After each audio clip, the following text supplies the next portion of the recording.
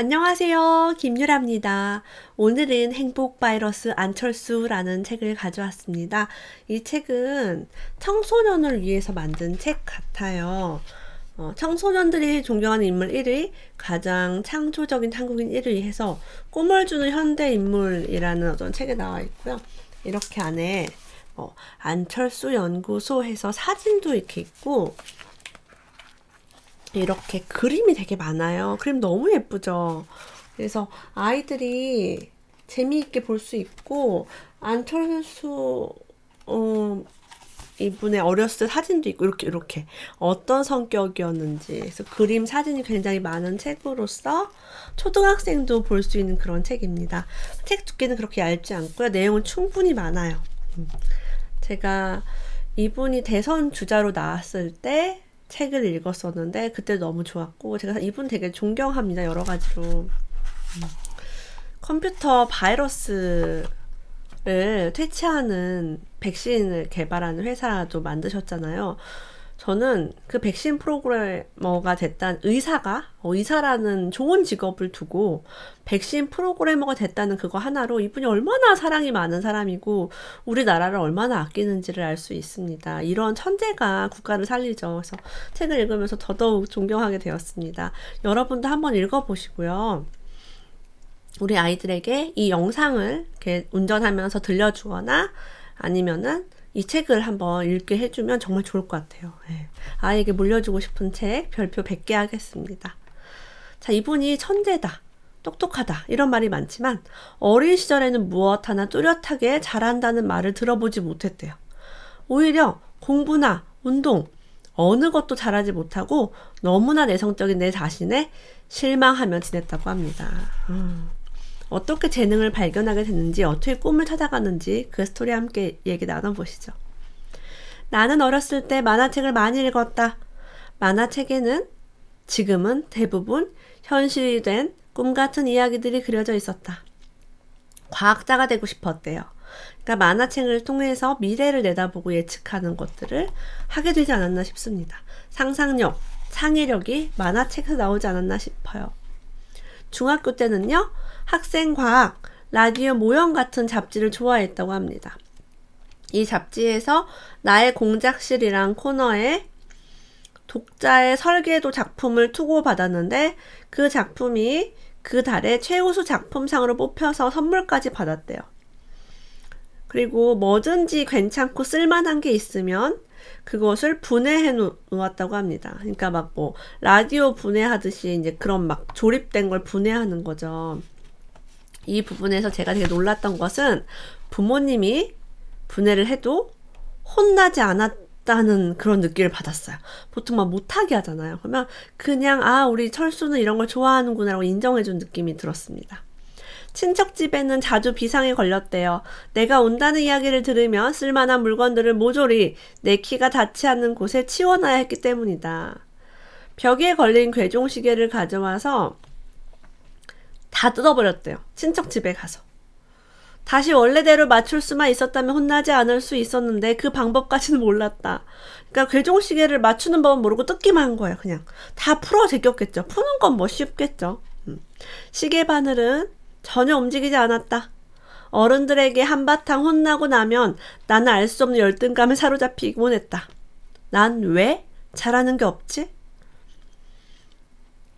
부모님을 막 졸랐대요. 그 이후에도 모형 공장놀이 이런 걸 사달라고 했대요.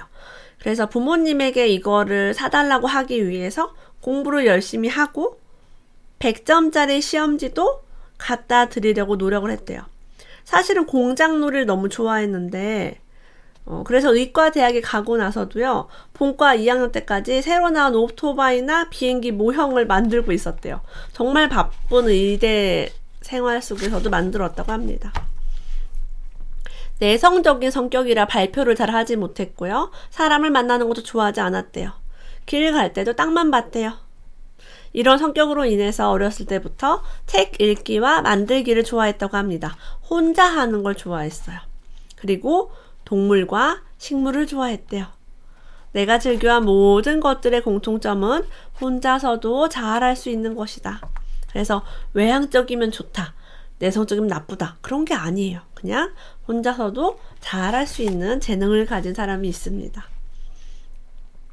옥상에 정원을 만들어서요. 고1 때 꽃씨를 사서 자기 용돈으로 꽃을 막 심었대요. 막 여러 가지 꽃을 키우기도 하고요. 책을 얼마나 좋아했냐면 표지부터 목차를 다 외울 정도로 정독을 하고요. 본문을 넘길 때마다 쪽수까지 다 읽고 다음 글을 읽고 출판사 이름, 주소, 발행인 날짜, 정가까지 모두 확인했대요. 하지만 이분은 글을 초등학교 1학년 때 읽었다고 합니다. 그 전에는 글자를 몰랐대요. 부모님은 이제 아들이 책을 너무 좋아하니까 방학 때마다 전집을 사주셨다. 나는 방에 틀어박혀 방학 내내 그 책들만 읽고 지냈다. 그것도 밤을 새워가며 읽었다. 또 별표할게요. 밤을 새워가며 읽었대요. 초등학교 1학년 때부터 글씨를 읽었지만 책을 좋아하니까 방학 때마다 책을 사주고 방학 때 아무것도 안 하고 책만 봤대요. 밤을 새워도 학교에 안 가니까 뭐 그죠. 근데 학교에 다니면 친구들과 어울리는 걸 점점 싫어했대요. 괜찮죠. 아무 상관없습니다. 네. 초등학교 6학년이 될 때쯤에 학교 도서관에 있는 책은 거의 다 봤대요. 매일 책을 빌리다 보니 장난으로 대출카드에 이름을 적는 걸로 도서관 사서가 오해할 정도였다고 합니다. 중고등학교가 되어서는 웬만한 한국 소설을 다 봤대요. 한국 소설은 단편보다 장편을 좋아했다고 합니다. 이분은 수능 언어 영역을 보면요. 본고사 국어 성적이 너무 좋았대요. 교과서에 나오지 않은 지문이라도 거의 다 내가 다른 책에서 본 것이기 때문에 대단하죠. 그래서 여러분 책을 많이 보는 아이들은 언어 영역은 그냥 먹고 들어가는 거예요. 속독을 하고. 재미없는 수업 시간에는요. 교과서 밑에 소설책을 놓고 읽었대요. 체육 시간에도 운동을 하지 않고 혼자서 나무 그늘에서 책을 봤다고 합니다. 초등학교 때 성적은 반에서 중간이었기 때문에 아버지는 항상 걱정했대요. 장남이나 아들이 의사가 됐으면 좋겠는데 아버지가 의사고. 근데 본인은 나는 의사는 내 적성이 아닌 것 같아. 전자과나 수학과에 가고 싶다라고 생각을 했다고 합니다. 아버지는요, 성적 때문에 걱정하시는 말씀을 많이 했대요. 중학교에 올라가서도 성적이 크게 좋아지지 않자 아버지께서도 굳이 의사가 되라고 말씀하지 않으셨다고 합니다. 하지만 고등학교 1, 2학년 때 성적이 올랐나 봐요. 의대에 가기로 결심을 했대요. 피를 끔찍하게 싫어하던 내가 아버지가 좋아하실 거라는 이유 하나만으로 의과대학에 갈 것을 결정했던 것이다. 마음이 아팠습니다. 자, 아들은 아버지의 사랑을 받고 싶어서 피를 끔찍하게 싫어함에도 불구하고 아버지가 의사고 아버지가 의사를 원하기 때문에 의대를 간 거죠. 이걸 읽고서 이분이 지금 왜 의사가 안 되었는지 모든 게 다 이해가 됐어요. 의대를 내가 원해서 간 게 아닙니다. 부모님 좋으라고 갔어요. 제가 좋아하는 가수 김동률도 부모님이 음악을 한다고 하니까 음악은 취미로 하는 게 좋지 않겠니? 직업이 있는 게 좋지 않겠니? 해서 연세대학교 건축과, 인기 있는 건축과를 갔는데 결국에는 안 다니죠. 그래서 부모님 원하는 걸 한다고 잘 되는 게 아니에요. 나는 언제나 부모님의 자랑스러운 아들이 되고 싶었다라고 얘기합니다. 고2 때요. 학교에 늦어서 택시를 타야 됐대요. 어머니가 큰 길에서 따라 나오셔서 인사를 했대요. 잘 다녀오세요. 이거 되게 유명한 얘기죠. 택시기사가 형수님이신가요? 어머니인데요. 했더니 깜짝 놀라면서 학생은 훌륭한 어머니를 두었으니 나중에라도 그 은혜를 잊지 않고 잘해드려야 합니다. 라고 얘기했대요. 자기는 엄마가 우리들에게 존댓말을 쓰고 있던 사실을 전혀 깨닫지 못했다고 합니다. 어머니는 밥상을 차리고 우리들에게 식사하세요 하고 뭘 시킬 때도 이렇게 하세요 라고 했대요. 너무 존중한 거죠, 자식을. 근데 어머님이 이랬기 때문에 나는 더욱더 부모님에게 자랑스러운 아들이 되고 싶었대요. 의대에 이제 본과에 올라가서 너무너무 공부가 힘들고 너무너무 방황을 하면서 이제 제가 보기엔 사춘기가 이제 나중에 온 것 같아요. 더 이상 학교에 다니기 싫었다고 합니다. 어머니가 전화를 했대요. 어머니, 공부가 너무 힘듭니다. 나는 울면서 말했다. 서울대 의대를 다니는 아들이 울면서 공부 너무 힘들다고 하니까 깜짝 놀라신 어머니가 비행기를 타고 오셨대요. 그날로 어머니와 함께 기차를 타고 부산으로 갔다고 합니다. 막 기차에서 계속 울고 아버지가 정신과 의사에게 상담을 할 수 있도록 자리를 마련해주면서 그런 어떤 스토리도 있어요. 아, 힘들었구나. 공부하는 게 쉽지 않구나라는 거 알았어요. 자, 이분의 중간에 연애 스토리도 있고요. 결혼을 했습니다. 결혼을 했는데 부인이 이렇게 얘기했대요. 아니, 양말을 벗어서 그렇게 아무데나 던지면 어떡해요? 근데 그 말을 듣는 순간 기분이 아주 이상 야릇했대요. 부모님과 살 때는 한 번도 그런 야단을 맞아본 적이 없는데 나 느낌이 뭔지 알 것 같아. 우리가 아들한테는 그냥 다 허용하죠. 부인은 엄마가 아니잖아요. 빨래통에다 갖다 놔야지 그렇게 던져놓으면 따로 누가 치워야 되잖아요 라고 얘기했대요. 그래서 이렇게 얘기했대요. 그럼 양말을 벗어서 빨래통에 넣어주세요 하면 되지 왜 그렇게 야단치듯이 말을 해요? 이렇게 부인은 지적하고 자기는 뭔가 고치는 야단 맞는 게 좋지 않았다고 합니다.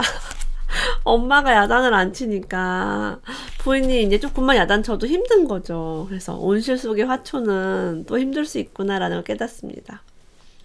자, 이분은요, 애플 컴퓨터를 1982년에 만나게 됩니다.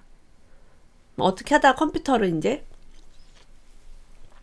친구가 애플 컴퓨터를 그 친구가 이제 자기 방에 놓고, 그렇게 이분도 컴퓨터를 접하게 됐어요. 그 신기한 물건을 앞에 두고 나는 내 마음이 설레었다. 중학교 잡지에 해외 토픽으로 소개된 애플 컴퓨터를 처음 실물로 봤대요. 고등학교 때 선생님이 포트란이라는 프로그래밍 언어를 가르쳐준 적이 있었고 그 친구가 애플로 컴퓨터를 하는 걸 눈으로 보고요. 문화 충격을 받고 그가 하는 동작을 계속 봤다고 합니다.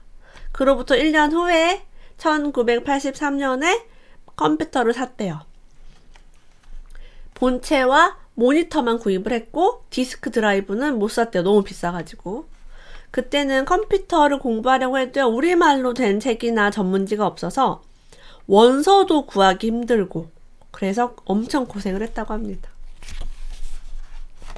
플로피 디스크. 이거 저 어렸을 때 있었거든요. 이거 납작하고 넓은 디스크. 이거를 용량이 360kB예요. 사진 한 개도 안 들어갑니다. 이거를 포맷을 해야 사용할 수 있고 부팅이 된다는 사실을 한 달 동안 몰랐대요. 그래서 왜 안 되지? 왜 안 되지? 이제 그런 거죠. 배울 수 있는 통로가 없었으니까. 자, 애플 컴퓨터를 샀는데요. 베이직 언어가 들어있어서 그걸로 가계부와 전화번호부를 만들었다고 합니다. 와, 스스로. 1988년 초에는 컴퓨터 바이러스를 마주하게 됩니다. IBM 기계어로 작성된 프로그램이었고 이분이 마침 기계어 공부가 끝난 참이라 쉽게 그것을 분석하고 바로 퇴치 프로그램인 백신 프로그램을 만들 수 있었대요. 아마 그 IBM 기계어로 그 안에다가 뭔가를 삽입했을 거예요. 그것만 지우는 찾아서 지우거나 이러면 되겠죠. 고치거나. 그렇게 최초의 바이러스 퇴치제를 만듭니다. 1988년 초에 잡지를 통해 브레인 바이러스. 자, 이분은요, 중학교 때부터 자기 관심사를 잡지로 구독을 했어요. 대단하죠. 브레인 바이러스가 상륙을 했고, 그 바이러스가 내 디스켓 안에 있었대요. 그래서 그거를 고쳤대요. 그리고 그거를 잡지에다가 이제 올렸대요.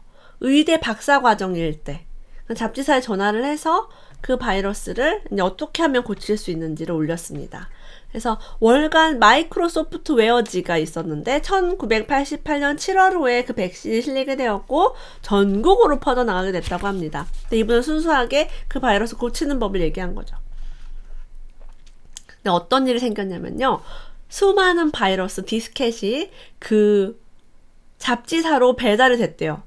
이거 바이러스가 뭔지도 모르고 치료가 너무 어려우니까 그 기사를 보고 치료를 한 사람들이 엄청나게 많아졌고요. 그리고 또 다른 새로운 바이러스가 나올 때마다 어떻게 할지 모르니까 소포로 계속 디스켓을 보냈대요. 잡지사가 디스켓을 쌓아두었다가 안철수 이분을 찾아왔다고 합니다. 근데 이분은 시간이 없었대요. 의대 박사 공부도 해야 되고 그런데 잠을 줄여서 시간을 내보기로 했다고 합니다. 새벽 3시에 일어나서 6시까지 바이러스 분석해서 백신을 만들고 학교에서는 박사과정, 실험에 몰두한 생활이 계속됐대요. 고생해서 만든 백신 프로그램을 무료로 보급했다고 합니다. 이렇게 의사와 백신 프로그램을 동시에 했던 생활이 7년 동안 지속이 되었대요. 어느 날 새벽 2시에 여자가 흐느끼는 목소리로 전화를 했대요. 고장났어요. 고쳐주세요. 정말 너무 무서웠대요. 중요한 작업을 하던 중에 컴퓨터가 바이러스에 감염되어 자료가 모두 사라졌다고 합니다. 이런 일이 옛날에 되게 많았죠. 그래서 너무 힘들죠. 잠이 부족한데 자꾸 전화가 왔대요. 새벽에. 얼마나 급하면 새벽에 모르는 사람 집으로 전화까지 했을까? 꼭 참고 조용히 하나하나 대처 방안을 자세히 소개해 주었대요. 근데 설명을 다 듣더니 5분쯤 지난 후 다시 목소리가 들려왔대요. 이제 컴퓨터를 켰으니 처음부터 다시 설명해 주세요. 옛날에는 컴퓨터 한번 키는데 몇 분이 걸렸어요. 그죠? 와, 컴퓨터 키지도 않고 전화한 거야. 결국 전화번호를 몇 번이나 바꿔야 했대요. 맨날 누가 알아서 전화 오니까. 1991년 2월 달에는요, 미켈란젤로 바이러스가 전국에 퍼졌대요. 근데 이분이 내일 군대에 가야 되는데 훈련 기간 석 달 동안은 백신을 만들지 못합니다. 근데 새로운 바이러스가 계속 나오죠.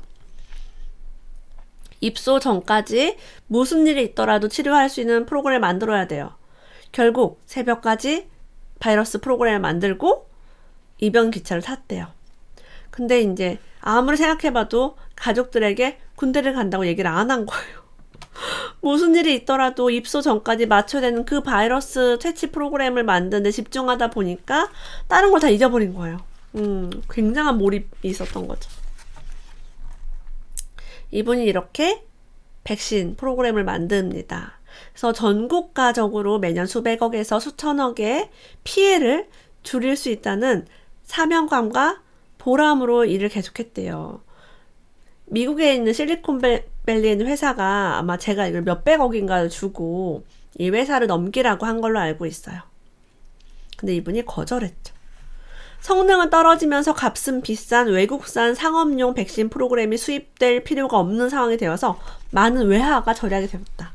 우리나라 기술이 정말 최고였어요. 근데 이게 비영리로 하다 보니까 너무 힘들고 그리고 전국으로 퍼뜨리고 싶은데 일일이 설명할 수 없잖아요. 그 프로그램 만들어야 되는데 어떤 소프트웨어 회사가요. 일반인에게는 백신 프로그램을 무료로 보급하고 기업과 관공서에는 노력한 만큼 대가를 받아서 기업을 운영하자라는 뜻에 동의를 했습니다. 지금 우리나라 쓰고 있는 거의 모든 백신이 이런 식으로 개인은 무료, 기업은 돈을 내는 방식으로 하고 있습니다. 너무 멋지죠? 이런 문화를 만들었어요. 돈을 생각한 게 아니라 정말 사람들이 바이러스 없이 살았으면 좋겠다라는 이 선한 마음이 너무 감동이었습니다. 실리콘밸리에 있는 회사는요, 한국으로 진출하고 싶은데 그 안철수 바이러스에서 만든 V3가 걸림돌이 되니까 V3를 없애버리고 자기 걸 팔기 위해서 V3를 가져오고 싶었던 거예요. 그래서 V3를 팔면 안철수 대표님은 돈을 많이 벌 수 있는데 내 직원들이 해고되고 이 프로그램이 폐지가 되는 걸 알았기 때문에 거절을 하고 왔대요. 거절을 하고 왔는데도 수입이 너무 적었고, 예전에 여러분 우리 바이러스 프로그램을 누가 돈 주고 썼습니까? 예전에 IMF 때 이때 아무런 프로그램도 돈 주고 쓰는 사람이 없었어요. 다 불법, 뭐 게임도 불법, 다 그랬습니다. 그래서 이런 회사들이 어려웠죠. 우리나라에 수천억의 피해를 입은 CIH 바이러스 사건이 1999년에 터졌고요. 이때 전 직원이 며칠 동안 잠을 못 자고 수습을 했지만 이 업적이 국가의 재난과 개인의 재난을 구제하는 기업으로 거듭나는 계기가 되었다고 합니다. 이분은 의사에서 바이러스 연구소의 프로그래머, 창업자로서 그리고 카이스트 대학 교수 대학에서 지금 미국에서도 연구하고 계신 걸로 알고 있어요. 그래서 정말 이렇게 사는 무한계 인간이 있구나. 선한 의도로 정말 많은 사람들 사랑하는 마음으로 살면 이렇게 다양한 일을 하고 멋진 성과를 낼 수 있구나라는 걸 알게 되었습니다. 제가 큰 감동으로 읽은 책, 우리 아이에게 읽어주고 싶은 책, 여러분도 꼭 보면 좋은 책, 행복 파이러스 안철수 함께 읽어보았습니다. 오늘도 함께 해주셔서 감사합니다. 다음에 또 만나요.